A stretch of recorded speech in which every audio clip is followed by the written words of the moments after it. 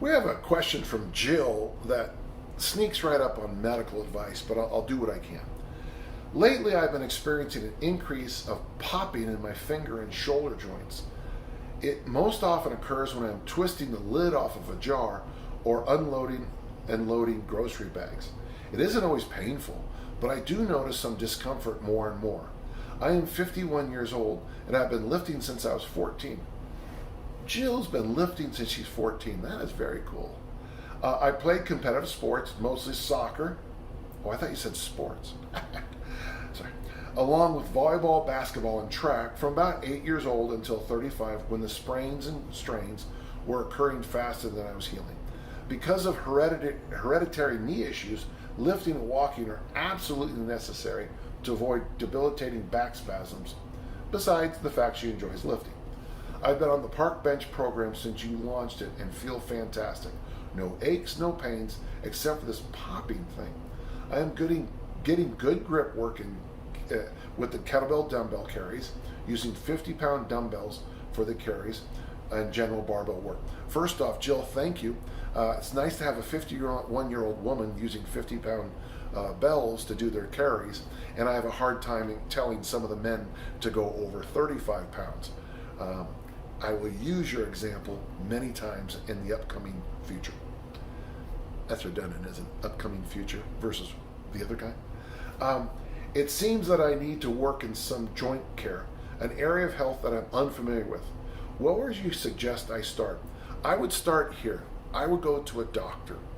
I'm worried that, and you're 51, but if there's any kind of arthritis in your family or anything like that, a short visit with a doctor, show him your concerns. Now he might just he or she might simply say, hey Jill, you're 51.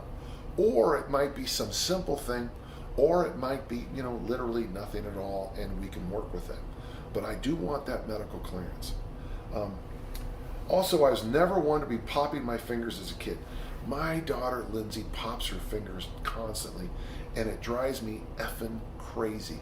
My mom thought it was rude to crack her knuckles, so I try to tell my daughter not to crack her knuckles, and I swear she does it to drive me crazy. And by the way, she's almost got me to crazy town. If my dad heard my brother or I do that, we got a timeout that includes squeezing a tennis ball. I like your dad. I am not lifting as heavy as in my younger years, yet still pushing hard and putting up with some decent numbers. In the spirit of longevity, how do I keep my joint health in line with my strength? Well, if you're on the site, and it sounds like you are, be sure to read the work of Tim Anderson and Original Strength, his pressing reset. A couple of quick things. So A, medical intervention. I want you to see a doctor. 2, Tim Anderson's joint mobility work that's called Original Strength.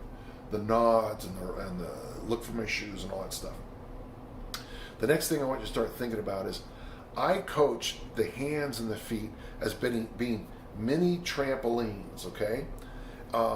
When you put your hands on the ground from now on and you do an exercise, I want you to think of the hands as a mini tramp. Boing, boing. That might help. And then, so in medical intervention, Original Strength, rethinking your hands and feet as mini trampolines, working on the bounce. That's why I think I don't jump rope myself. I do similar exercises. You know why I don't jump rope? I can't. I'm not very good at it, and I don't like to do things I'm not good at. There's my ego. I do those side-to-side soft bounces. I kind of bounce around. When I put my hands on the ground, I try to be bouncy. Try those 2 things also, the bouncy stuff on the ground. See a doctor, get cleared. Boy, maybe even an x-ray might help. I don't know. Original Strength, take that really seriously.